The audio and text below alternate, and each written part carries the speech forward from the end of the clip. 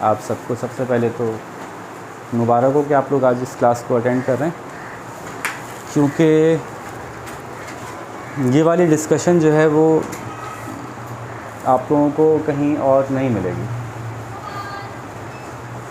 اور آئیڈیا بھی نہیں ہے لوگوں کو کہ ہمیں یہاں دیکھنا ہے، یہ کوئی کام ہے کرنے کا، یہ کوئی سوچنے کی بات ہے۔ اسلام کے بارے میں، اسلام کے مزاج کے بارے میں کچھ امپورٹنٹ ڈسکشن سے ہم شروع کریں گے، اس کے بعد اس کلاس کا جو فارمل فارمیٹ ہے اس پہ بھی آ جائیں گے۔ شاید آج زیادہ تر ٹائم ہمارا اسی میں لگے کہ کچھ بنیادی باتیں آپ کو میں سمجھانا چاہتا ہوں۔ آج آپ دیکھیں تو بہت سارے مسائل ایسے ہیں جس میں کہ لوگوں کا اختلاف آپ کو نظر آتا ہے، اور آپ کو سننے کو ملتا ہے کہ کون سا اسلام فالو کریں، وہ کچھ کہتا ہے، وہ کچھ کہتا ہے، اور آپ بچپن سے کچھ مسائل سنتے ہوئے آ رہے ہیں، خاص طور پہ جو خواتین بیٹھی ہیں بچپن سے کچھ مسائل سنتے ہوئے آ رہے ہیں، اچانک سے کوئی آ کے آپ کو بتاتا ہے کہ یہ دیکھو حدیث یہ تو بالکل الگ ہے، تو کیا تم حدیث کا انکار کرتے ہو؟ تو آپ کنفیوز ہو جاتے ہیں۔ تو اس سلسلے میں پہلے تھوڑا سا کلیئرٹی ہم لے لیں کہ ہمارا اعتقاد اور ایمان فقہ کے اعتبار سے کیا ہے، اور وہ جو اعتقاد و ایمان ہے نا فقہ کے اعتبار سے، وہی ڈرائیو کرتا ہے کہ ہماری فقہ کیا ہوگی۔ ابھی ساری باتیں سمجھاتا ہوں میں کہنا کیا چاہ رہا ہوں۔ جب آپ صلی اللہ علیہ وسلم نے دین کو سمجھایا تو کچھ ایسا تاثر ملتا ہے، اللہ تعالیٰ نے جس طرح سے کائنات کو بنایا تو اللہ تعالیٰ کو ملٹی فیسٹڈ چیزیں اچھی لگتی ہیں۔ ملٹی فیسٹڈ کا مطلب سمجھتے ہیں؟ جس کی ایک سے زیادہ رخ ہوں، جیسے کہ ڈائمنڈ ہوتا ہے نا، وہ مختلف جگہوں سے کٹا ہوا ہوتا ہے، الگ الگ رخ سے الگ الگ روشنی نظر آتی ہے آپ کو۔ اللہ نے انسان بھی ایسے ہی بنایا ہے، ملٹی فیسٹڈ بنایا ہے۔ کچھ لوگ کچھ ٹائپ کے ہوتے ہیں، کچھ لوگ کچھ ٹائپ کے ہوتے ہیں، کچھ لوگ کچھ ٹائپ کے ہوتے ہیں، ہے نا۔ آپ نے صحابہ کا بھی سنا ہوگا، تو حضرت ابوبکر صدیق رضی اللہ تعالیٰ عنہ کسی اور طرح کے تھے، حضرت عمر رضی اللہ تعالیٰ عنہ کسی اور ٹائپ کے تھے، حضرت علی رضی اللہ تعالیٰ عنہ کسی اور طرح کے تھے، عثمان رضی اللہ تعالیٰ عنہ کسی اور طرح کے تھے۔ آپ صلی اللہ علیہ وسلم کی اپنی ایک پرسنالٹی تھی، ٹھیک ہے۔ پرسنالٹی میں جو انسان اللہ نے بنائے مختلف طرح کے بنائے ہیں۔ حضرت جو انبیاء کے اندر چلے جائیں تو انبیاء بھی مختلف طرح کے، مختلف مزاج کے آپ کو ملیں گے۔ حضرت موسیٰ کا الگ ہی اسٹائل تھا، ایک انداز تھا، غصے والے تھے تھوڑے سے، ٹھیک ہے۔ حضرت ابراہیم کا ایک الگ مزاج تھا، الگ اسٹائل تھا۔ تو ملٹی فیسٹڈ چیزیں بنانا، چیزوں کو بہت ڈیٹیل میں بنانا، جس کو ہم کہتے ہیں اللہ تعالیٰ لطیف ہیں اور لطافت کو پسند کرتے ہیں۔ تو لطیف کو اگر ہم انگلش میں ٹرانسلیٹ کریں تو کیا بنتا ہے؟ کم و بیش جو معنی بنتے ہیں وہ انٹریکیٹ بنتے ہیں۔ انٹریکیٹ سمجھتے ہیں؟ انٹریکیٹ کا مطلب ہے جو چیز بہت تفصیل سے، بہت باریکی میں بنائی جائے، اور یہ وہ کرتا ہے، اس کو شوق ہوتا ہے کرنے کا۔ مطلب یہ کہ میں ایک لائن بناؤں تو میں یوں ہی بنا سکتا ہوں، میں اس کو زوم کر کے بالکل ایک ایک اس کا وہ سیدھا کر کے بھی بنا سکتا ہوں۔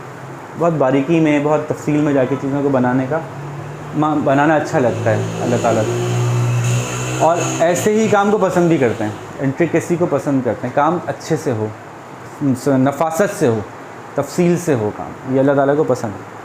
تو اللہ تعالیٰ نے ہماری تخلیق بھی اسی طرح سے کی ہے، ہمارے مزاج بھی اسی طرح سے بنائے، ویریبل قسم کے، اور ہمارا مذہب اس ویریبلٹی کو ایڈجسٹ کرنے کے حساب سے دیا ہے۔ آپ نے دیکھا گاڑی کی سیٹس جو ایڈجسٹ ہوتی ہیں، کہ کوئی لمبا بیٹھے تو پیچھے ہو جاتی ہیں، چھوٹا بیٹھے تو آگے ہو جاتی ہیں، اونچا بیٹھے تو نیچے ہو جاتی ہیں، نیچے بیٹھے تو نیچے ہو جاتی ہیں۔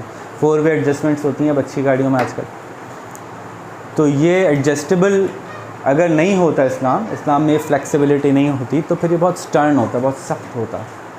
اور جب کوئی مذہب کوئی انسان بناتا ہے تو وہ عام طور پہ اس شخص کی شبیہ ہوتی ہے، اس لیے وہ سخت ہوتا ہے مذہب۔ وہ ایک شخص جیسا سوچتا ہے پھر سب کو ویسا سوچنا پڑے گا، تو پھر ہر کوئی تو ویسا نہیں ہے، انسان تو ویریبل ہیں، تو وہ بہت مشکل ہوتا ہے ہر ایک کو اس کے اوپر امپلیمنٹ کروانا۔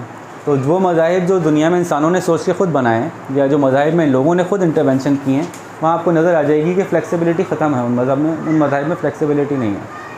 اور اللہ تعالیٰ نے انسان کی طبیعت اور اس کی نیچر کی فلیکسیبلٹی کو دیکھتے ہوئے اپنے دین میں فلیکسیبلٹی رکھی ہے، اور کہیں کہیں ایسا کیا ہے کہ دیکھیں ہماری دین کی جو کھوٹا ہے نا، کیل ہے، وہ کیل جو ہے وہ یہاں گاڑ دی اللہ نے۔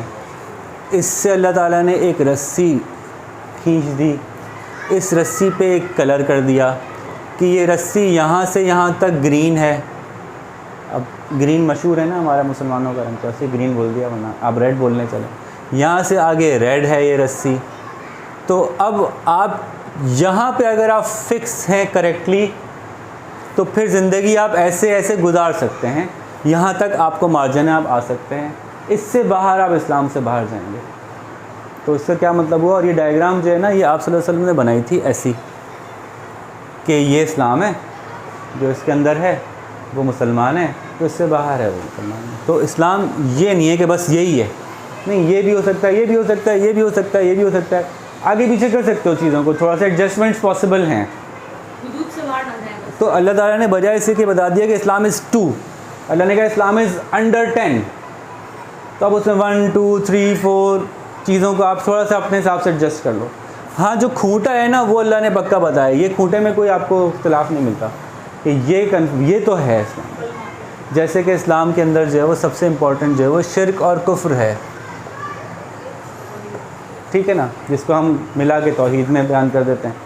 تو توحید کا کھوٹا ہے، دوسرا کھوٹا رسالت کا کھوٹا ہے، ٹھیک ہے. یہ توحید اور رسالت کے کھوٹے کے گرد یہ رسی بندھی ہوئی ہے جس میں مختلف اعمال مختلف انداز سے کیے جا سکتے ہیں. اس میں ویریبلٹی ہے. نماز پڑھنی ہے تو نماز پڑھنے میں کوئی شوق سے پڑھے گا، کوئی زبردستی پڑھے گا، کوئی نماز پڑھے گا اس کو ایسے پڑھے گا اس کے آنسو بہہ جائیں گے، کوئی پڑھے گا بس پڑھ کے میں کام پہ نکلوں. کیا قبول اسی کی ہوگی یا صرف اسی کی ہوگی؟ تو ویریبلٹی ہے.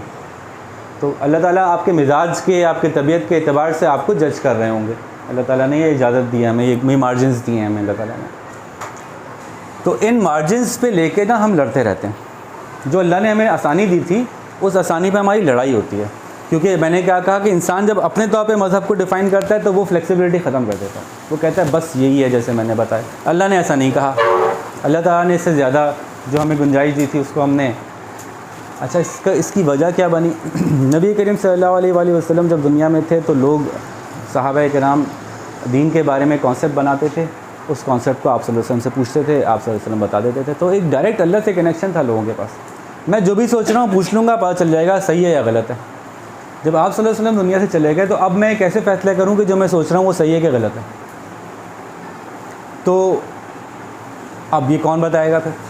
مزاج تو یہ تھا نا کہ ایک کانسیپٹ یہ تھا کہ یوں کرنا ہے، دوسرا دوسری طرح سے کر رہا تھا. پہنچ گیا آپ صلی اللہ علیہ وسلم کے پاس، ایسے کریں کہ ایسے کریں. آپ صلی اللہ علیہ وسلم نے کئی بتا دیا کہ ایسے کرو، کئی بتایا ویسے کرو، کئی بتایا دونوں طرح سے ٹھیک ہے. مختلف مشورے دیے آپ صلی اللہ علیہ وسلم نے. لیکن جب آپ صلی اللہ علیہ وسلم دنیا سے چلے گئے تو پھر یہ فیصلہ کون کرے گا کہ اس آیت کا کیا مطلب ہے؟ اگر اللہ تعالیٰ نے یہ حکم دیا ہے تو اس حکم کا کیا مطلب ہے؟ اس کا فیصلہ کون کرے گا؟ کوشش کریں گے ہم اس میں مختصر بھی رکھیں، ڈیٹس میں زیادہ گہرائی میں نہیں جائیں، ناموں کی گہرائی میں نہ جائیں، تاکہ چیزیں یاد رکھنے والی آپ کو کانسیپٹ سے یاد رہیں زیادہ. تو ایسا ہوا کہ آپ صلی اللہ علیہ وسلم کے جانے کے بعد صحابہ میں مختلف چیزوں پہ مختلف سوال اٹھے، اور ان سوالوں کا جواب دینے والے آپ صلی اللہ علیہ وسلم نہیں تھے. اور کسی ایسی چیز کے بارے میں جو ان نون ہو، جس پہ اس سے پہلے بات ہوئی نہیں، اس کے بارے میں آپ صلی اللہ علیہ وسلم ہی اتھارٹی ہیں جو بتائیں گے کہ اگر اس آیت کا آج سے پہلے کوئی مفہوم نہیں بتایا گیا تھا، لیٹ سپوز، تو اب اگر کوئی مفہوم پہلی دفعہ بتایا جائے گا تو اب کوئی صحابی بھی نہیں بتائیں گے کہ بھئی ہم کیسے بتائیں گے، تو اللہ نے دی ہے، اب اللہ ہی، یا تو سامنے کے اس کے بظاہر معنی پہ عمل کر لو، کوئی اشکال آ رہا ہے تو اب ہم کیا کر سکتے ہیں. اس لیول پہ یہ لوگ احتیاط کرتے تھے صحابہ کرام اپنی رائے کے معاملے میں، کہ ایک بڑے صحابی دوسرے بڑے صحابی سے پوچھ رہے ہیں، ایک خلیفہ راشد دوسرے خلیفہ راشد سے پوچھ رہے ہیں کہ الحمدللہ کا مطلب تو پتہ ہے، یہ ماشاءاللہ کا مطلب تو پتہ ہے، الحمدللہ کا کیا مطلب ہے، الحمدللہ کا پتہ ہے کہ یہ ماشاءاللہ کا کیا مطلب ہے. کچھ اس طرح کی اتنی سی باتوں پہ وہ تھے کہ اس سے کیا مطلب لیے جائیں گے. دوسرے صحابی کہہ رہے ہیں یار میں نہیں کہہ سکتا، اس لیے کہ یہ اللہ کی طرف سے اترا ہوا کلام ہے نا، میں نے کہہ دیا اس کا یہی مطلب ہے، تو پھر تو یہ بڑی مشکل بات ہو جائے گی. تو اس کے پاس چلتے ہیں جس کو کہ آپ صلی اللہ علیہ وسلم نے یہ کہنے کی اتھارٹی دی ہے. کچھ لوگوں کو آپ صلی اللہ علیہ وسلم نے مفسر ہونے کی اتھارٹی دی تھی کہ تم قرآن کی تفسیر بیان کر دیا کرو. وہ آپ صلی اللہ علیہ وسلم کے پاس بیٹھ کے ان کا شوق ہوتا تھا، وہ آیات کی تشریح لیتے رہتے تھے، لیتے ان کے بعد اتنا ذخیرہ ہو گیا تھا کہ ان کا مزاج بن گیا تھا قرآن کی تفسیر کا. تو آپ صلی اللہ علیہ وسلم نے ان کو قرآن کی تفسیر کے لیے اجازت دی کہ تم بتا دیا کرو لوگوں کو. تو پھر ان کے پاس جا کے پوچھ لیتے ہیں. یعنی یہ حضرت عمر اور ابوبکر اور علی جو ہیں وہ ایک اور صحابی کے پاس جا رہے ہیں جو کہ اس معاملے کا ایکسپرٹ کنسیڈر کیا جا رہا ہے. تو واپس آتے ہیں اپنی بات کی طرف کہ اللہ تعالیٰ نے ہمیں جو فلیکسیبلٹی دی تھی اس فلیکسیبلٹی میں آپ صلی اللہ علیہ وسلم کے ہوتے ہوئے تو لوگوں نے اس کو بہت ڈیفائن کروایا، یہ ایسے ٹھیک ہے کہ ایسے ٹھیک ہے. اور ایک وقت ایسا بھی آیا ہے کہ آپ صلی اللہ علیہ وسلم نے ڈانٹ دیا لوگوں کو کہ تم لوگ حلال حرام کلیئر کرتے کرتے اپنی رسی چھوٹی کروا رہے ہو. ابھی یہ اجازت ہے، تم نے کہا یہ حلال ہے کہ حرام ہے، بھائی حرام، اب یہ چھوٹا ہو گیا گراؤنڈ تمہارا، پہلے اس میں تھوڑا مارجن تھا تمہارے پاس. تو پھر ڈانٹ دیا آپ صلی اللہ علیہ وسلم نے کہ جتنا اللہ نے آپ کو بتا دیا کہ یہاں سے یہاں تک مارجن ہے، اس کو چھوٹا نہیں کرواؤ لوگوں کے لیے، کیونکہ تم تو بہت متقی، بہت پرہیزگار، اللہ کے بہت قریب ہو، لیکن تمہارے بعد میں آنے والوں کے لیے یہ مسئلہ فکس ہو جائے گا. پھر تم نے جو یہاں صحابہ نے ڈیفائن کر دیا وہ آنے والی تمام امت کے لیے جو ہے وہ ڈیفینیشن فکس ہو جائے گی، اس سے باہر نہیں جا سکتے پھر ہم لوگ. تو اس لیے آپ صلی اللہ علیہ وسلم نے ڈانٹا بھی بعض جگہوں پہ کہ یہ مزید اس گہرائی میں مت جاؤ، اتنے سوال مت کرو کہ وہ معاملہ تمہارے لیے مشکل ہو جائے. جیسے کہ بنی اسرائیل کی مثال بھی دی گئی کہ گائے ذبح کرنی تھی، کوئی بھی کر لیتے، اللہ تعالیٰ نے آسان دیا تھا گائے ذبح کر لو، کوئی یہ کر لو یہ کر لو یہ کر لو یہ کر لو، نہیں کیسی ہو، نہیں کیسا رنگ ہو، نہیں کیا کرتی ہو. تو انہوں نے اپنے لیے مشکل سے مشکل کرتے چلے گا، یہاں تک کہ وہ ایک ہی گائے تھی اس وقت جو ذبح ہو سکتی تھی. خیر، تو جب انسانوں کے پاس انٹرپریٹیشن آئی تو انسان اس بات پہ مجبور تھا، کیونکہ وہ نبی نہیں ہے، اس کا اللہ تعالیٰ کے ساتھ وہ وحی کا تعلق نہیں ہے. جب اس سے پوچھا جائے گا کہ آپ کے خیال سے اس کو ایسا کرنا چاہیے یا ویسا کرنا چاہیے، تو وہ کہے گا کہ میں ایک ہی خیال بتاؤں گا کہ ایسا کرنا چاہیے. تو اس وجہ سے جب انٹرپریٹیشنس آئیں تو وہ تھوڑی سی لینئر تھیں، تھوڑا ان میں گنجائش کم تھی. ایک انٹرپریٹیشن یہ آئی، دوسری انٹرپریٹیشن ایک اور آ گئی. اب ان دونوں میں فرق لگنے لگا. جیسے کہ اسلام کی یہ ڈیفینیشن تھی نا، آپ نے ایک صاحب سے پوچھا کہ یہ بتائیے کہ طلاق کے معاملے میں 3 طلاقیں اگر کوئی ایک ساتھ دے دے تو کیا ہوتا ہے. انہوں نے کہا میرا خیال تو یہ ہے، میں نے جو حدیث پڑھی ہے، میرے پاس جو آثار ہیں اس کے مطابق یہ ہے.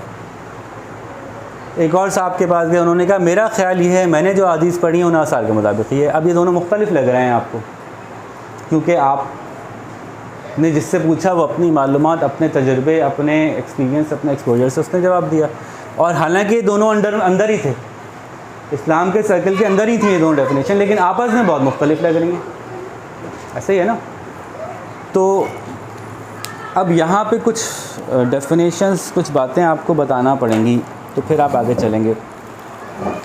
جب آپ صلی اللہ علیہ وسلم کا انتقال ہوا تو ایک کیوس تھا.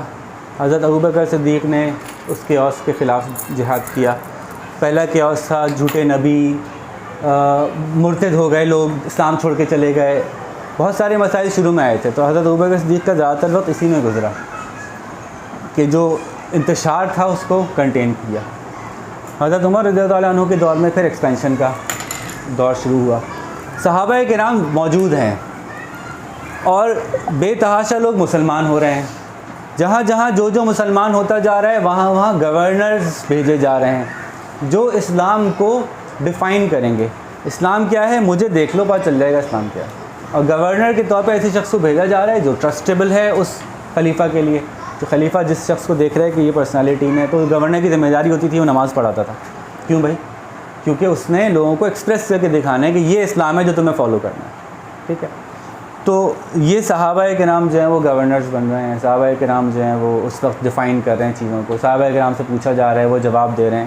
تو اب جو آنے والے تھے ان کے لیے بھی آسان تھی زندگی، نسبتاً آسان تھی کہ کوئی مسئلہ ہے تو صحابی سے پوچھ لیں گے. پھر حضرت عثمان رضی اللہ تعالیٰ عنہ کا دور آیا اور اس کے اینڈ پہ مسلمانوں میں اختلافات شروع ہوئے، فتنے پھیلے. حضرت علی کے دور میں مشکل اپنے عروج پہ تھی، بہت مشکل وقت تھا حضرت علی کا جو انہوں نے جتنا سنبھالا. حضرت علی کی شہادت ہوئی، حضرت عثمان کی شہادت ہوئی، حضرت علی کی شہادت ہوئی. صحابہ کرام بہت سارے ان آپس کی چپکلشوں میں بہت سارے صحابہ کرام شہید ہوئے. پھر ایک وقت آیا کہ آلموسٹ سارے صحابی کا انتقال ہو گیا. اب یہ بات فیصلہ کرنے کے لیے کہ یہ ایسے صحیح ہے یا ایسے صحیح ہے، اب صحابی بھی نہیں ہیں. پہلے رسول صلی اللہ علیہ وآلہ وسلم گئے تھے تو ایک لیول آف پریشانی آئی تھی، اب صحابی بھی چلے گئے سارے. اب یہ بتائیں کہ یہ اس میں کیا کیا جائے، چونکہ دنیا تو ایور ایوالونگ ہے، چینج ہو رہی ہے، چیزیں نئی سے نئی آتی جا رہی ہیں. پہلے یہ نہیں ہوتا تھا، اب یہ بھی ہوتا ہے. اب اس کا کیا کریں، اس کے بارے میں شریعت کیا کہتی ہے. اب یہ ایک اور نئی چیز آ گئی، اس کے بارے میں شریعت کیا کہتی ہے. تو لوگوں سے تو پوچھتے رہتے تھے. عوام ہمیشہ سے ایسا رہا ہے کہ عوام کے پاس ساری معلومات نہیں ہوتی. لوگ زیادہ معلومات والوں سے پوچھنا چاہتے ہیں. یہ مزاج شروع سے بن گیا نا, جیسے کہ صحابی خود نہیں فیصلہ کرتے تھے بلکہ کیا کرتے تھے, آپ صلی اللہ علیہ وسلم سے پوچھ لیا کرتے تھے. تابعی خود نہیں فیصلہ کرتے تھے بلکہ کیا کرتے تھے, صحابہ سے پوچھ لیا کرتے تھے. تو پھر جو تابعی آئے انہوں نے کیا کیا, خود نہیں فیصلہ کرتے تھے بلکہ تابعی سے پوچھ لیا کرتے تھے. جی پاز کیجیے گا. کیا بات ہو رہی تھی؟ تابعی جو ہیں وہ تابعی کو سے پوچھ لیا کرتے تھے. یہ جو طریقہ تھا کہ اپنے سے اوپر والوں سے پوچھ لینا, یہ طریقہ کوئی نیا مزاج نہیں تھا, یہی مزاج ہے. اور ایسے ہی دین ایسے ہی ہوا ہے. جب بھی کوئی نبی آتا ہے لوگ اس سے پوچھتے ہیں, وہ چلا جاتا ہے تو اس قوم کے بڑوں سے پوچھا جاتا ہے. بات سمجھ آ رہی ہے؟ سمجھ آ رہی ہے سب؟ اور توجہ ذرا اوپر رکھیں, میں آپ لوگوں سے ہی پوچھوں گا چیزیں. جی پوچھیے. ایسا ہوا کہ تابعین کے بعد یا تابعین کے زمانے میں صحابہ کے گزرنے کے بعد لوگوں سے پوچھا گیا کہ بھئی یہ نیا مسئلہ ہے, اس میں کیا کریں. اس مسئلے میں کس سے پوچھا جاتا ہوگا؟ آپ بتائیے. ڈاکٹر صاحب جب زندہ تھے یہاں پہ ہمارے گروپ میں ایک ڈاکٹر صاحب تھے, تو جب کسی کو کوئی میڈیسن کا مسئلہ ہوتا تھا تو وہ ان کو فون کر لیتے تھے. ڈاکٹر صاحب کے انتقال کے بعد کیا کرتے ہیں آپ لوگ؟ وہ آپ مجھے کیوں کرتے ہیں؟ آپ سلمان بھائی کو کیوں نہیں کرتے؟ آپ فیضان بھائی کو کیوں نہیں کرتے؟ آپ فراز بھائی کو کیوں نہیں کرتے؟ کیونکہ آپ کے ذہن میں اس بارے میں معلومات ایسا لگتا ہے کہ میرے پاس زیادہ ہوگی. تو پھر لوگ اگر پوچھنے جاتے ہوں گے کسی کے پاس تو کس کے پاس جاتے ہوں گے؟ ایسے ہی چلے جاتے ہوں گے کہ کسی سے ہی پوچھ لو. ایسا تو نہیں ہوتا ہوگا نا. تو ظاہر لوگ اس کے پاس جاتے ہوں گے جو تقوی میں مشہور ہوگا, جس کے بارے میں معلوم ہوگا کہ بھائی یہ علم والا آدمی ہے, اس کے پاس بڑی اچھی معلومات ہے اس بارے میں. تو کچھ اپنے اپنے دور کے مشہور اساتذہ تھے اور وہ مختلف علاقوں میں رہتے تھے. پہلا مسئلہ یہاں پہ آیا کہ حضرت علی نے یہ فیصلہ کیا تھا کہ خلافت کو میں مدینہ سے نکال کے کوفہ میں لے جاؤں گا, کیونکہ بار بار اب خلافت میں آپس میں لڑائی جھگڑوں کے چانس ہے. تو مدینہ میں بدمزگی ہو, لڑائیاں ہوں اور جنگیں ہوں, اس کے بجائے ہم اس کو کسی اور شہر میں شفٹ کر لیتے ہیں. تو بغداد میں مطلب اس طرف لے کے چلے گئے, عراق کی طرف لے گئے. تو جب خلافت بغداد میں شفٹ ہوئی تو آپ یہ سوچیے, کراچی میں پہلے کیپٹل تھا, پھر کراچی سے کیپٹل شفٹ ہو کے اسلام آباد چلا گیا. تو یہاں سے کیا کیا چلا گیا؟ جو بھی کیپٹل سے ریلیٹڈ چیزیں تھیں سب چلی گئیں, سوائے اس کے کہ جو کیپٹل سے ریلیٹڈ نہیں تھا. ٹھیک ہے, تو بہت سے ایسے آفیشلز جو گورنمنٹ آفیشلز تھے وہ سب چلے گئے. ہاں کچھ لوگ یہاں رہ بھی گئے. تو بالکل اسی طرح سے علم کے دو حصے ہو گئے. بہت بڑے بڑے علماء, بہت بڑے بڑے صحابہ اٹھ کے یہاں سے بغداد چلے گئے, کیونکہ وہ گورنمنٹ کی مشینری کا حصہ تھے. ان میں سے قاضی بھی تھے, ان میں سے جج بھی تھے, ان میں سے معلم بھی تھے, ان میں سے سارے لوگ یہاں سے شفٹ ہوئے. اور کچھ ایسے لوگ تھے انہوں نے کہا ہم مدینہ نہیں چھوڑنا چاہتے. وہ گورنمنٹ کا حصہ نہیں تھے, لیکن ان میں سے بھی بہت سے بڑے دین والے, علم والے, سمجھ والے, فقہ والے لوگ تھے. تو اس وقت جو بڑے دو نام موجود تھے شروع میں, ان میں سے ایک صاحب تھے حضرت امام ابو حنیفہ, دوسرے نام تھا حضرت امام مالک. امام مالک مدینہ میں تھے, امام ابو حنیفہ بغداد میں تھے. اور یہ دونوں بہت بڑے جید علماء تھے. ان کی بڑی گہری نظر تھی سب سے پہلے اس چیز پر کہ ہمارے ارد گرد صحابہ یا تابعین کا عمل کیا ہے. ایک چیز جو اب یہاں پہ پہلی انٹروڈکشن میں آپ کو دوں گا, ہم لوگوں سے غلطی ہوئی کورس پڑھاتے ہوئے, آپ لوگوں کو اپنے بچوں کو دین کا کورس پڑھاتے ہوئے ہم نے کہا کہ ہم اپنے دین کا ماخذ قرآن اور حدیث سے لیتے ہیں. یہ ہم نے غلطی کی, صحیح نہیں بتایا. تو اس کے لیے میں معذرت کر لیتا ہوں معلمین کی طرف سے آپ سے, یہ ہم نے غلطی کی. اس غلطی کی وجہ سے آج تک ہم رو رہے ہیں اور لڑ رہے ہیں, پتہ نہیں. ہمارے دین کا ماخذ ہے قرآن اور عمل رسول. ٹھیک ہے, چلو عمل بھی ہٹا دیتے ہیں, قرآن اور رسول. ٹھیک ہے, قرآن اور رسول ہمارے دین کا ماخذ ہیں. اب رسول نے کیا کیا, رسول نے کیا کیا, ٹھیک ہے, ان کا عمل. تو اب یہاں پہ لیتے ہیں عمل رسول, یہ لکھ لیجئے گا آپ. قول رسول, قول رسول اور پھر قول صحابہ.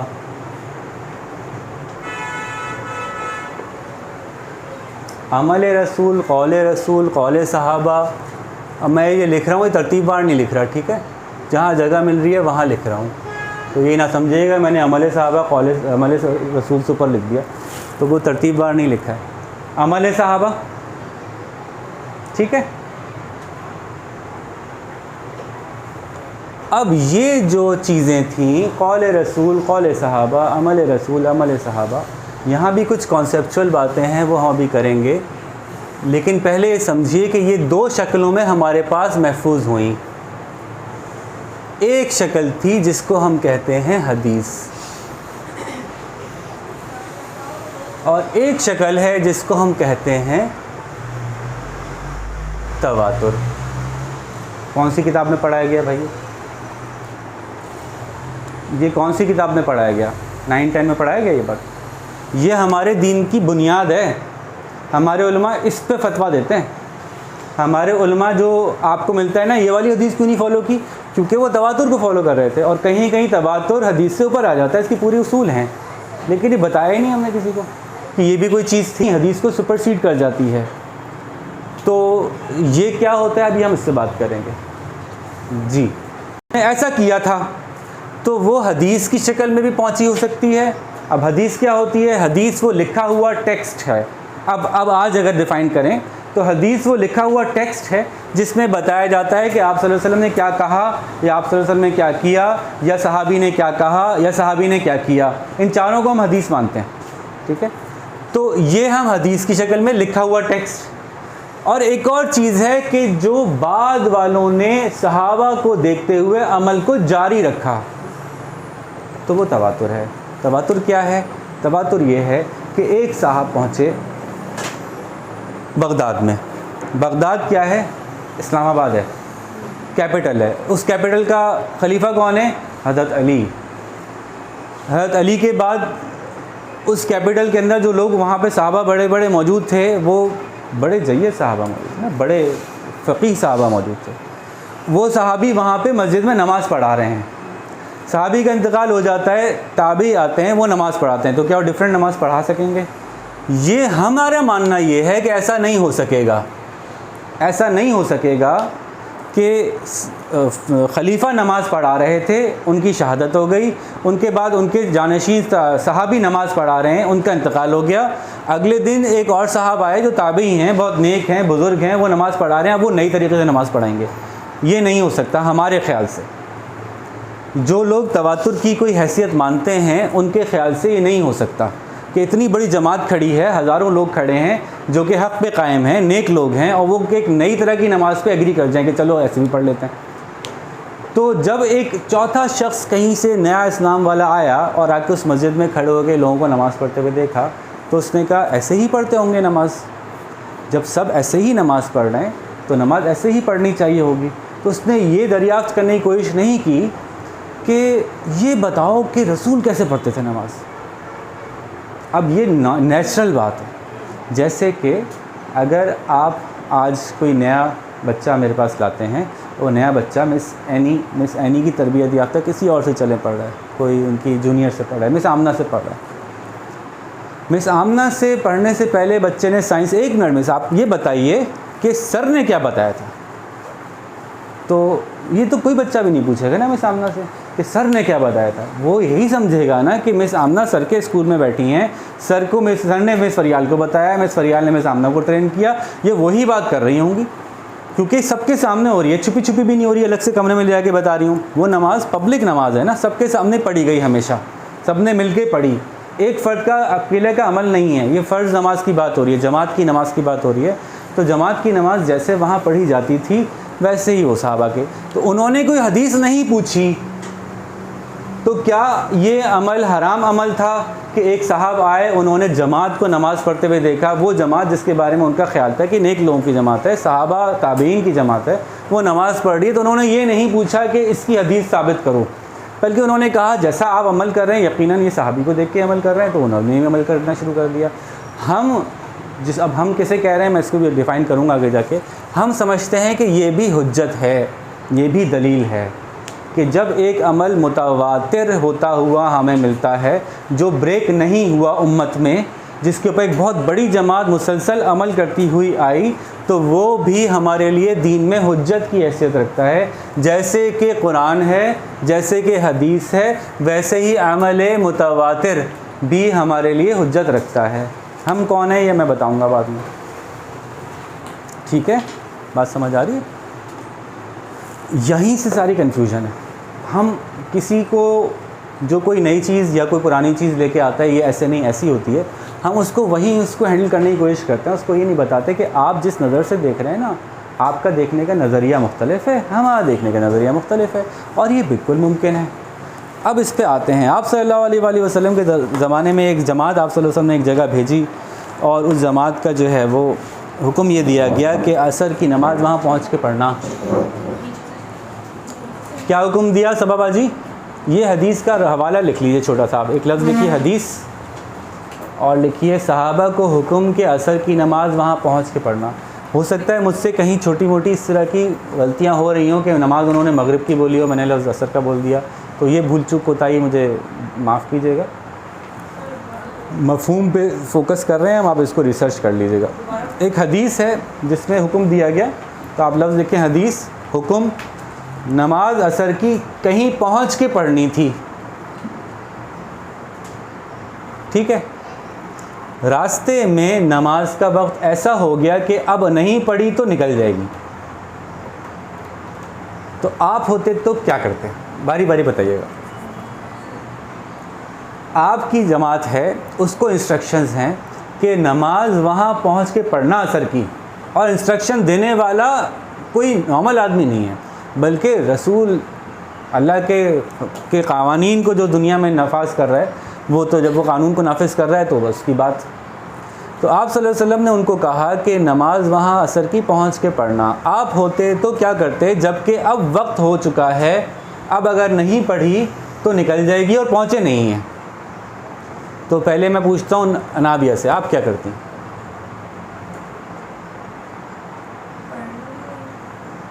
وہاں نہیں پہنچے, یہاں پہنچنا تھا, یہاں نہیں پہنچے, یہاں ہیں, عصر کا وقت نکلنے والا ہے, آپ ابھی پڑھ لیں گی یا وہاں پہنچ کے پڑھیں گی؟ وہاں پہنچیں گی تو مغرب ہو جائے گی.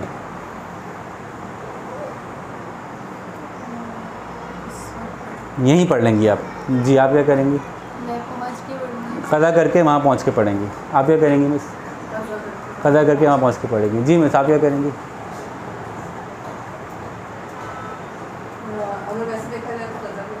قضا کر کے وہاں پہنچ کے پڑھیں گی. جی مس آپ کیا کریں گی؟ نہیں جواب ابھی اب نہیں آئی ہیں, اب نہیں آئی ہیں. جی کیا کریں گی؟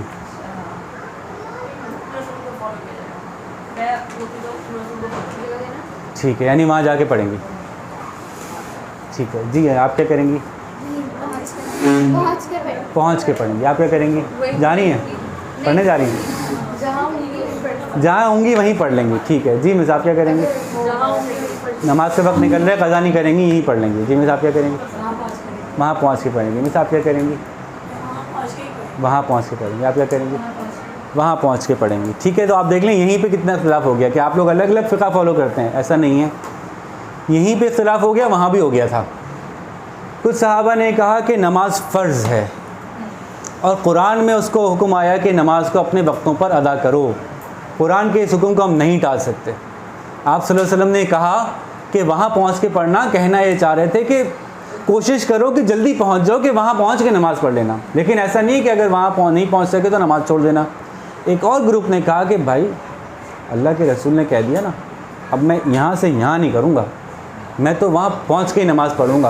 اور آپ صلی اللہ علیہ وسلم کے پاس یہ اختیار ہے کہ وہ دین کو ڈیفائن کر رہے ہیں. ہو سکتا ہے کہ یہاں پہ ایسا کرنا مراد ہی ہو کہ قضا کرو اور وہاں جا کے قضا پڑھو, کوئی ایسی صورت سمجھانا مراد ہو. ہم تو وہیں پہنچ کے پڑھیں گے. ٹھیک ہے. اس سے ایک بات ثابت ہوئی, آخر کار آپ نے اپنا جواب دینا ہے. تو یہ بڑی امپورٹنٹ بات ہے کہ ہم اس میں سنتے ہیں نا, قرآن میں آتا ہے کہ انہوں نے اپنے علماء کو اپنا خدا بنا لیا تھا, بنی اسرائیل نے اپنے علماء کو اپنا خدا بنا لیا تھا. تو یہاں پہ یہ مراد ہے کہ آپ کے پاس اتنا سا بھی علم نہیں ہے, اتنی سی بھی آپ کی اپنی کوئی تحقیق نہیں ہے, اتنا سا بھی سمجھ ہی نہیں ہے آپ کو. جو کہہ رہے ہیں آپ سنے جا رہے ہیں, مانے جا رہے ہیں. حالانکہ جیسے کہ جس بھی صحابی نے عمل کیا بڑے سے پوچھ کے کیا, لیکن بڑے سے پوچھنے کے ساتھ ساتھ آپ کے پاس اپنا بھی تو کچھ ہو نا، آپ کا اپنا مزاج، اپنی سوچ، یہ احساس کہ مجھے جواب دینا ہے. اس کا مطلب یہ نہیں ہے کہ آپ نے ہر چیز خود ہی سوچنی ہے، نہیں، خود تو سوچ ہی نہیں سکتے نا، آپ کو کہیں سے حدیث یا تواتر تو اٹھانا پڑے گا، پیچھے سے پوچھنا تو پڑے گا، ہمیشہ ایسے ہی ہوگا. ہمیں اللہ سے پوچھنا تو پڑے گا اللہ کیا کرنا ہے، پھر رسول سے پوچھنا تو پڑے گا صلی اللہ علیہ وسلم، ہمیں صحابہ سے پوچھنا تو پڑے گا. لیکن جب آپ کسی بڑے سے پوچھ رہے ہوں تو خود آپ کو بھی یہ احساس رہے کہ جواب مجھے دینا ہے. اور اگر آپ کا شرح صدر جو ہے نا، آپ کا شرح صدر کا سوال ہے تو آپ کو یہ ضرور ذہن میں رکھیں کہ شرح صدر آپ کے نفس کی خواہش نہ ہو. میرا تو ایسا دل چاہتا ہے کہ سارے دن کی ایک ہی دفعہ نماز پڑھ لو، یہ شرح صدر نہیں مانا جائے گا.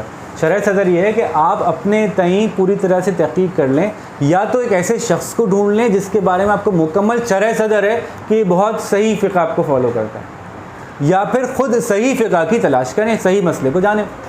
تو آسان یہی لگا دنیا میں ہمیشہ لوگوں کو کہ ہر شخص اگر صحیح فقہ کی جستجو میں نکلے گا، یہ اس کے لیے فزیکلی پاسبل نہیں ہے، مینٹلی پاسبل نہیں ہے، کیونکہ فقہ میں بہت جگہ یہ گھومنے والی چیزیں آتی ہیں، یہ کریں یا یہ کریں. تو وہاں پہ آپ کو کیا کرنی پڑتی ہے، ایک اور لفظ ہم بتاتے ہیں آپ کو، وہاں پہ آپ کو کرنی پڑتی ہے، اس کی ہجے بول رہا ہوں میں تو میں جو ہوں وہ انگلش میں لکھ لیتا ہوں. تطبیق کرنی پڑتی ہے، اور تطبیق کرنے کے لیے آپ کے پاس دین کا اتنا علم ہو کہ آپ کو ساری احادیث کا احاطہ ہو، سارے قرآن کا احاطہ ہو، سارے تواتر کا احاطہ ہو، پھر آپ بولیں گے کہ اس معاملے میں یہ کرنا چاہیے. جب یہ تینوں چیزیں آپ کے پاس نہیں ہیں تو پھر آپ کافی بڑے بلنڈرز کر سکتے ہیں کہ آپ کسی ایک حدیث کو سن کے اپنے نفس کے پیچھے چلتے ہوئے ایک ڈیفائن فیصلہ کر لیں گے اس میں تو یہ کرنا چاہیے، اس میں تو ایسا کرنا چاہیے. حضرت عائشہ کو آپ صلی اللہ علیہ وسلم نے وہاں پہ وہ ڈانس کر رہے تھے، وہ دکھا دیا، چلو ہم بھی اب سارے ڈانس دیکھتے ہیں. ایک حدیث اٹھائی، اس کو آپ نے لے کے بغیر دین کا مزاج سمجھے خود انٹرپریٹ کر دیا، تو یہ آپ کی اپنے نفس کی پیروی ہو گئی.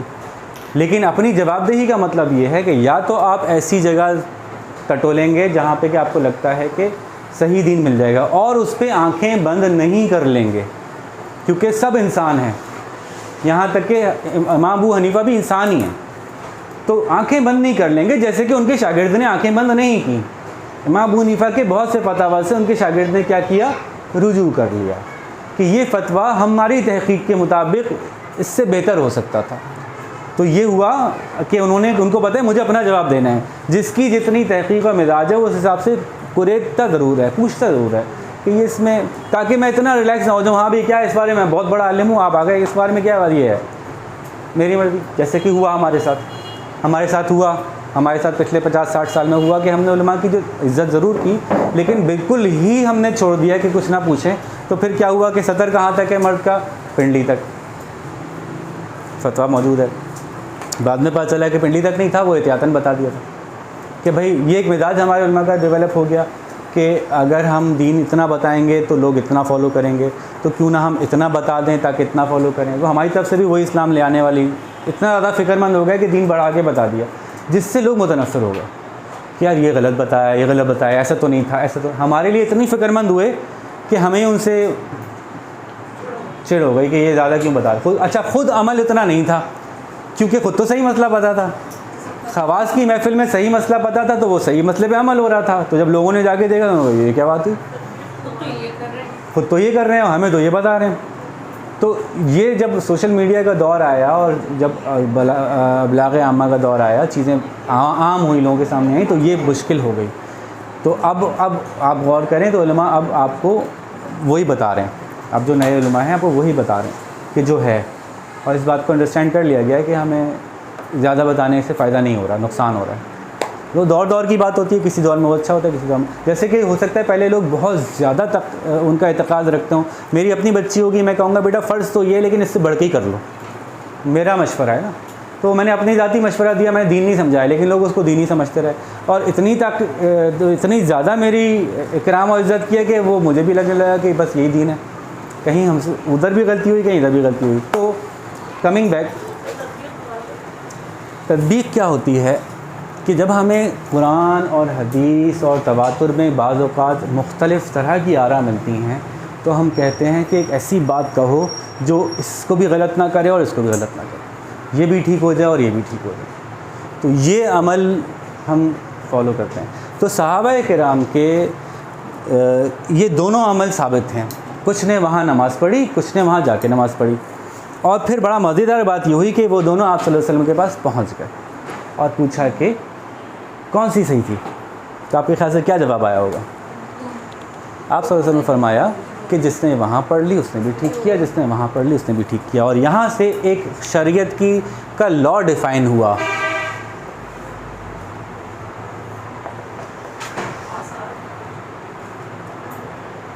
اور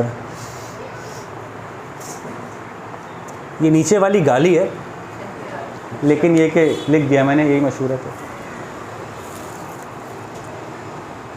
آثاری کانسیپٹ یہ ہے, اب یہ بھی نہیں سنا ہوگا نا آپ لوگوں کو, یہ نہیں بتائی جاتی باتیں. اس کی وجہ سے فرق ہوتا ہے کہ امام بخاری نے ایسا کیوں کہا اور امام ابو حنیفہ نے ایسا کیوں کہا. وجہ ہے اس کی کوئی, اس کے پیچھے پوری لاجک ہے. وہ سب باتیں ڈیسائیڈ ہو کے طے ہو کے ختم ہو چکی تھیں. یہ ہم سب یہ ساری بحثیں کر چکے تھے کہ وہ یوں کیوں کرتے ہیں, وہ یوں کیوں کرتے ہیں, ان کو تو یہ حدیث ملی تو انہوں نے اس کا کیا جواب دیا, انہوں نے اس کو کیوں فالو نہیں کیا. یہ سب فیصلے ہو چکے تھے. اب چونکہ آپ کے پاس علم نہیں ہے, کتابیں بھی نہیں موجود, بہت سی کتابیں عربی میں ہیں, آپ کی ایکسیس میں ہی نہیں ہیں, تو پھر دوبارہ سے وہ مسئلے کھڑے کر دیے. یہ سب فیصلے ہوئے ہوئے ہیں, 3 طلاق کے مسئلے, تراویح کے مسئلے, یہ سب مسئلے حل ہوئے ہوئے ہیں. اس امت میں مسئلے نہیں تھے, یہ مسئلے دوبارہ سے بلا وجہ کھڑے کیے گئے. کیوں؟ کیونکہ آپ کو یہی نہیں پتہ قرآن اور حدیث کے بارے میں صحابہ کے دور میں تو کوئی سوال ہی نہیں کرتے تھے بہت زیادہ. وہ جو دیکھ رہے ہوتے تھے بس عمل کرتے تھے. لیکن بعد میں آنے والے وقت میں جنگیں ونگیں کم ہو گئیں. پہلے تو ہر مسلمان جہادی ہوتا تھا, پھر فوج جو ہے وہ سلیکٹڈ ہو گئی کہ ہر کوئی فوجی نہیں ہوگا, جو فوجی ہوگا وہی جہاد کرے گا. تو لوگ فارغ ہیں, لوگوں کے پاس پیسہ بھی ہے, لوگوں کے پاس سکون بھی ہے, تو سوچنے کا وقت ہے. اور ایسے ایسے علاقے فتح ہو رہے ہیں, وہاں سے ایسے ایسے لوگ نئے مسلمان بن کے آ رہے ہیں جہاں پہ پہلے ہی ایک سبجیکٹ پڑھایا جا رہا ہے جو فلاسفی کا سبجیکٹ ہے, جس میں پوچھا جا رہا ہے کہ کیا اللہ تعالیٰ سب کچھ کر سکتے ہیں؟ ہاں بھائی سب کچھ کر سکتے ہیں. تو کیا اللہ تعالیٰ ایک ایسا پتھر بنا سکتے ہیں جو اللہ تعالیٰ خود نہ اٹھا سکیں؟ یہ سوال آیا. اب سوچیں ذرا آپ کے ذہن میں سے کیا جواب بن رہا ہے. کیا اللہ تعالیٰ سب کر سکتے ہیں؟ سب کر. تو کیا اللہ تعالیٰ ایک ایسا پتھر بنا سکتے ہیں جو اللہ تعالیٰ خود نہ اٹھا سکیں؟ آپ کہیں کہ نہیں بنا سکتے, تو اللہ تعالیٰ سب نہیں کر سکتے. آپ کہیں بنا سکتے ہیں, تو کیا اللہ تعالیٰ کوئی پتھر نہیں اٹھا سکتے؟ سمجھ رہے ہیں بات؟ یہ سکلیکل پالیسیز ہوتی ہیں, یہ بیوقوف بنانے کے لیے ڈالی جاتی ہیں. انسان کے ایمان اور اعتقاد سے اس کا ڈائریکٹ کوئی تعلق نہیں ہوتا. اگر بندہ خود کو بندہ محسوس کرتا ہے تو پہلے اس کا اعتقاد عمل سے بنتا ہے. اس کی بڑی تفصیلات ہیں, ہم بعد میں کریں گے. لیکن یہ لوگ آ گئے تھے, یہ لوگ فلسفہ لے کے آ گئے تھے اور معلوم کرنا چاہتے تھے.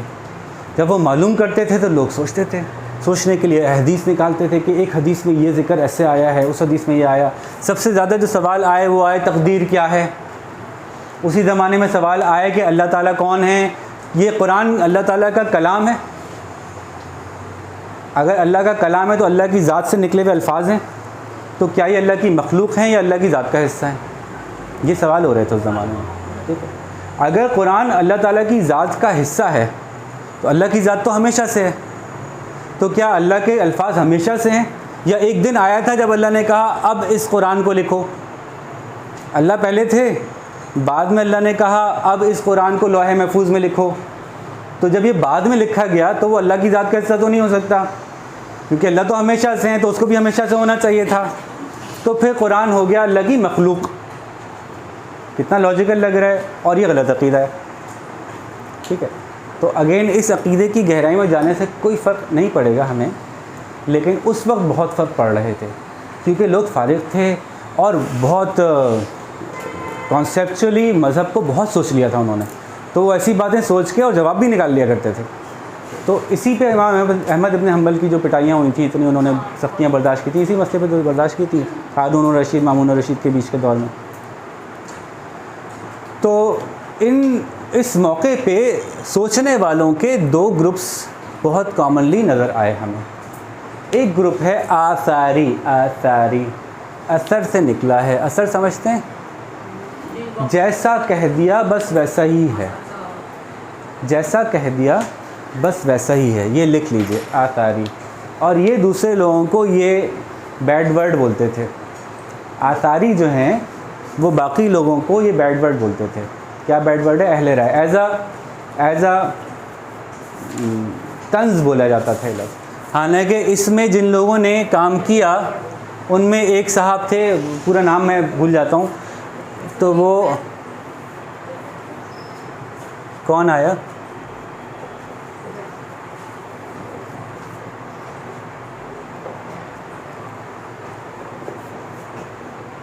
زوئے سے ہے یا زواد سے؟ یار یہ بڑی معتزلہ زواد سے ہے شاید. مختلف لوگ مختلف کانسیپٹس ان سوالوں کے بارے میں جواب دیتے ہوئے مختلف لوگوں نے مختلف کانسیپٹس ایکسپلین کیے. جو آثاری تھے, اصل میں ہمارا آثاری اور ریسٹ آف دا لوگوں سے ڈسکشن ہے. معتزلہ از آؤٹ, دے آر نو مور. کچھ لوگ ہوتے ہوں گے جو آج بھی معتزلہ بلیف رکھتے ہیں, جو ماڈرن کچھ اسکالرز ہوتے ہیں وہ معتزلہ کانسیپٹ سے بلیف رکھتے ہیں. میں ان کانسیپٹس کو ایکسپلین نہیں کرنے جا رہا.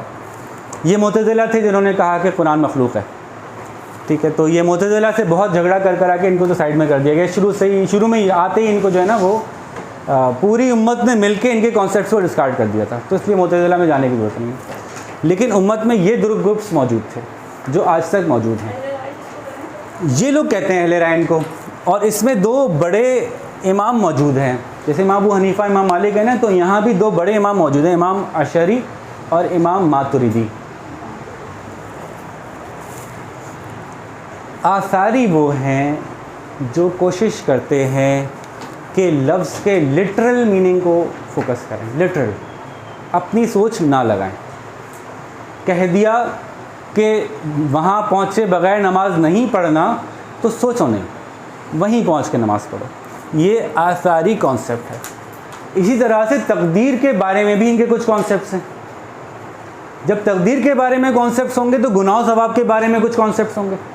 اگر یہ فیصلہ ہو گیا کہ کیا انسان خود سے عمل کر سکتا ہے یا اس کا ہر عمل پہلے سے لکھا ہوا ہے, اس پہ انہوں نے بات کی.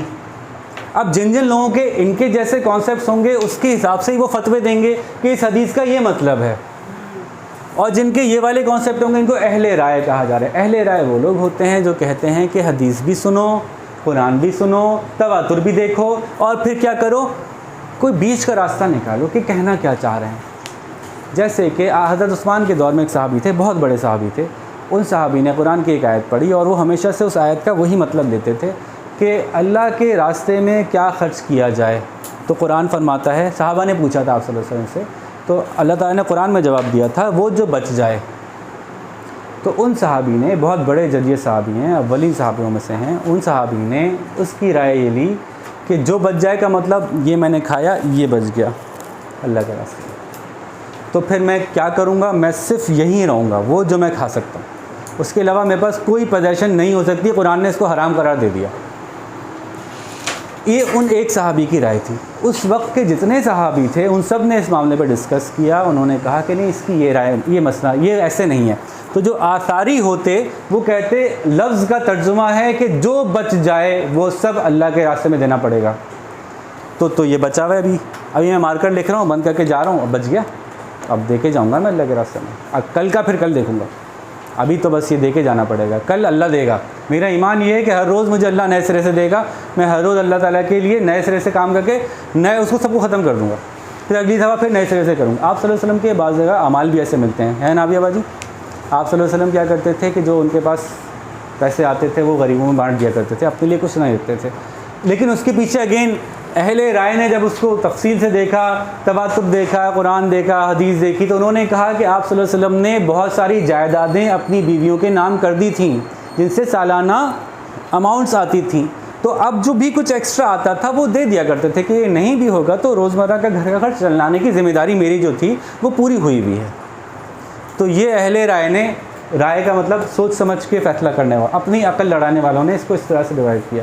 تو اس وقت کے جتنے بھی صحابہ تھے ان کا اجماع ہوا, ان سب کا اس پہ کنکلوڈ ہوا کہ اس آیت کا یہ مطلب نہیں ہے. اس آیت کا مطلب ہے جو تم سے بچ جائے, مطلب جو تم سمجھتے ہو کہ یہ ایکسٹرا ہے تمہارے لیے, تو تم جو سمجھتے ہو کہ ایکسٹرا ہے وہ اللہ کے راستے میں خرچ کر دو. جو سمجھتے ہو کہ ضروری ہے, خرچ نہیں کیا لیکن سمجھتے ہو تمہارے لیے ضروری ہے, یہ ایک مہینے کا خرچہ ہے, رکھنا ضروری ہے, رکھ لو. اس کے علاوہ جو ہے وہ دے دو اللہ کے راستے میں.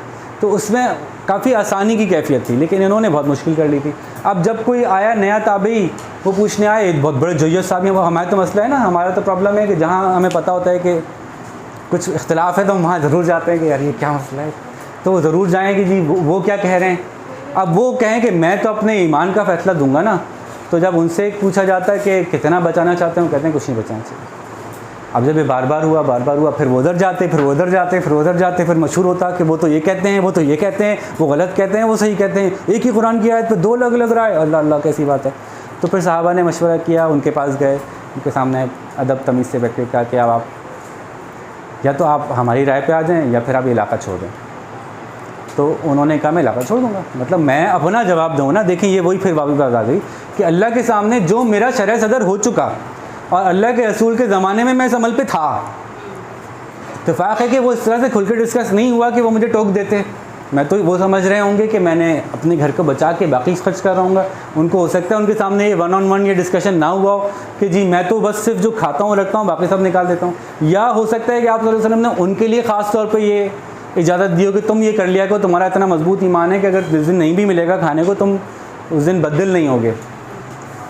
تو بہرحال صحابہ کرام جس میں حضرت عثمان شامل تھے، انہوں نے عرض کیا کہ آپ یہ انتشار امت ہے تو پھر آپ یا تو ہماری بات مان لیں یا آپ چلے جائیں. میں چلے جاتا ہوں. تو وہ چھوڑ کے چلے گئے، تنہا اکیلے چلے گئے. اتنے بڑے صحابی اور صحرا میں اکیلے رہتے تھے اپنے گھر والوں کے ساتھ. اس کا ایک بڑا مشہور واقعہ ہے، مولانا طاہر جمیل بھی سناتے ہیں اس پہ کہ وہ جب ان کے انتقال کے وقت قریب آئے تو انہوں نے اپنی بیٹی سے کہا کہ کھانے چڑھا دو، چیزیں جو بھی میسر ہیں زیادہ سے زیادہ کھانا پکا لو، مجھے لگتا ہے آج میں مر جاؤں گا.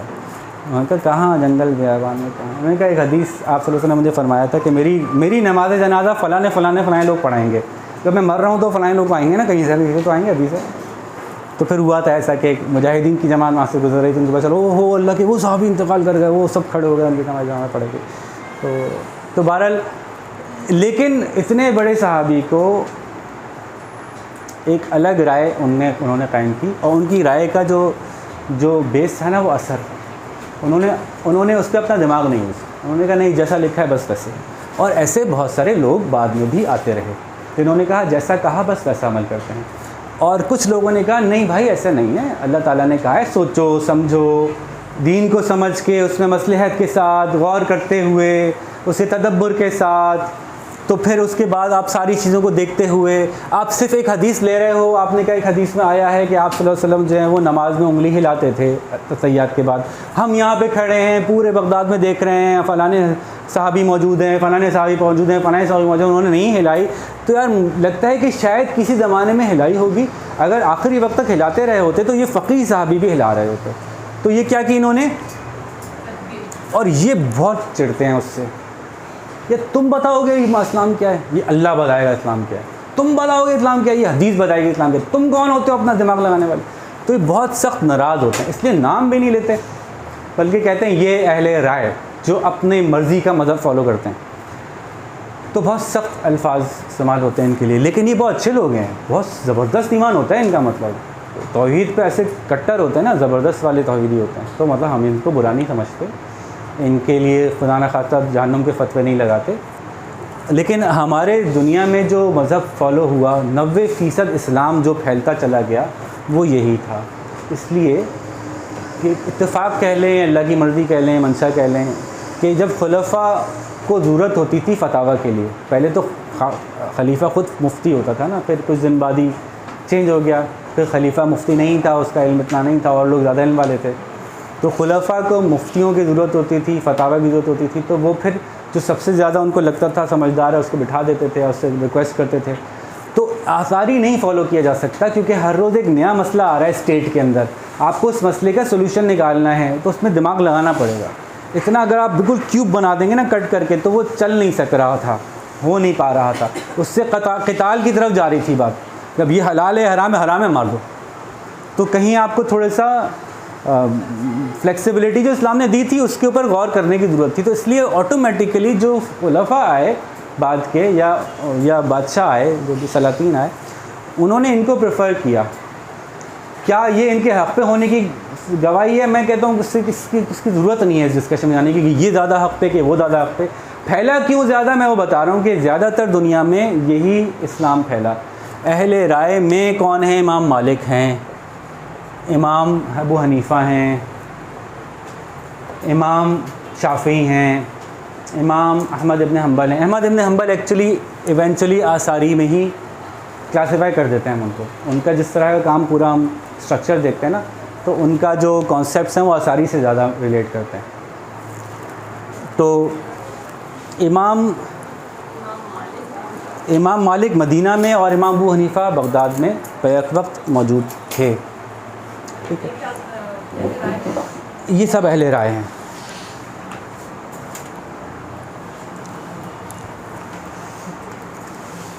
جی وقت کم ہے تو میں کنکلوڈ کرتا ہوں جلدی سے۔ امام مالک اور امام ابو حنیفہ نے